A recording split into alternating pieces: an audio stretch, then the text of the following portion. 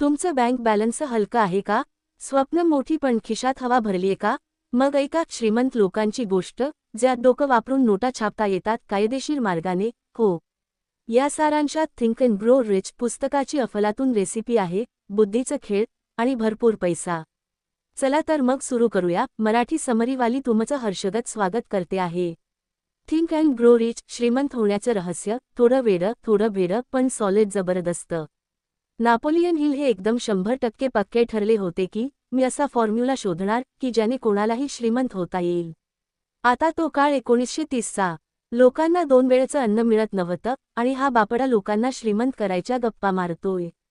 पण थांबा थांबा, या पोराने कामगिरी करून दाखवली.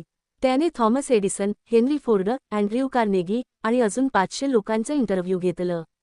विचार करा, 500 यशस्वी लोकांचा अनुभव एका पुस्तकात भरलेला.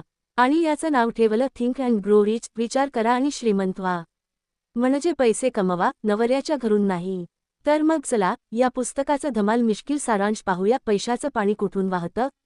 1. इच्छा. पैशाची भूक हवी, पण नुसती भूक नाही, गॅस्ट्रिक भूक. नुसतं पैसे हवे आहेत असं म्हणून काही होत नाही. इच्छा इतकी जिवंत हवी की ती तुम्हाला झोप लागू देणार नाही. उदाहरण, एका मुलाने थेट एडिसनकडे जाऊन सांगितलं, मी तुमच्यासोबतच काम करणार. एडिसन म्हणाला, हो हो, प्रोजेक्टची तारीख काढू.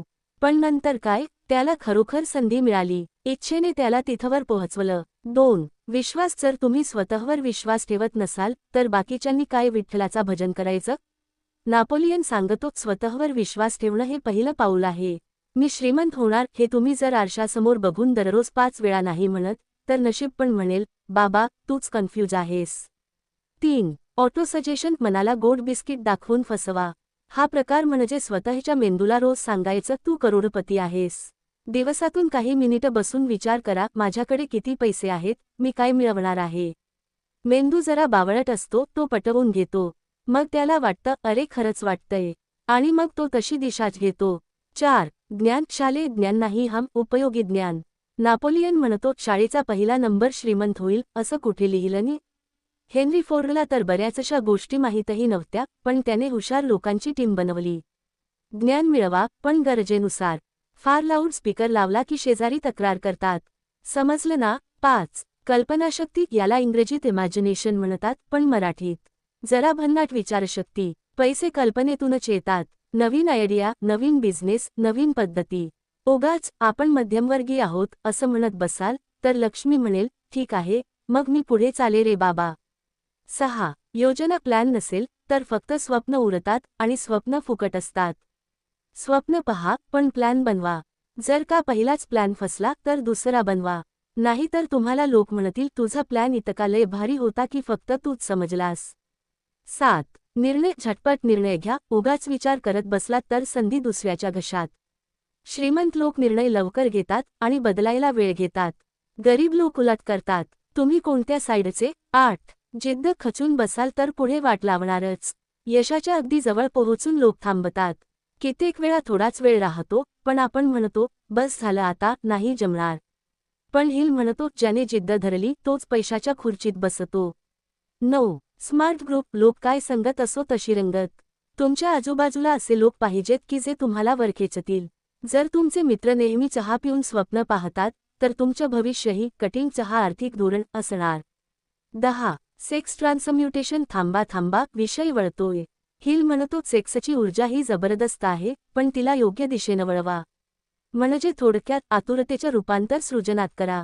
जरा कळतंय का? नाहीतर उगाचच हो म्हणायचे. 11. अवचेतन मन. ज्याच्यावर सगळी सेटिंग अवलंबून आहे. आपल्या मनात जे आहे ते आपण सतत बाळगतो. तुमच्या मनात जर सतत पैसे जातात, येत नाहीत असं रेकॉर्ड वाजत असेल तर बँकेचं शिल्लकी खातेही बाय म्हणेल. 12. मेंदू. तुमचं वायरलेस स्टेशन. तुमचा मेंदू एक रेडिओ सारखं आहे. तुम्ही जे विचारता त्याचे सिग्नल्स सगळीकडे जातात. त्यावर उत्तरे येतात. आता जर तुम्ही सिग्नल दिला, माझं कर्ज, तर काय होणार? कर्ज वाढणार. 13. 6वा इंद्रिय. गट फिलिंगचं शास्त्र. शुद्ध नाव. कधी कधी तुम्हाला एकदम क्लिक होतं, हेच करावं. त्या क्षणाची वाट पहा, पण तो येतो तेव्हाच जेव्हा तुम्ही बाकीचे 12 पायऱ्या चढलेले असता. उगाच फर्स्ट फ्लोअरवरून टेरेसची हवा नाही लागणार. तर एकंदरीत काय? थिंक अँड ग्रो रिच हे पुस्तक सांगतं पैसे कमवायचं काम मेंदूने सुरू होतं. बँक खातं तर नंतर भरतं. तुमचं आयुष्य बदलवू शकतं, पण त्यासाठी वाचन नुसतं पुरेसं नाही, अंमलात आणणं महत्त्वाचं.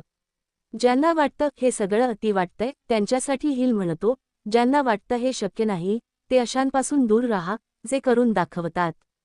जर आवडला असेल सबस्क्राईब करा आणि बेल आयकॉन दाबा. परत भेटू पुढच्या वेळेस. तोपर्यंत मंडळी, मेंदूला साफ करा, कल्पनांना धार द्या आणि लक्ष्मीचा व्हॉट्सॲप नंबर मिळवा. कारण आता तुम्ही आतून श्रीमंत होणार आहात.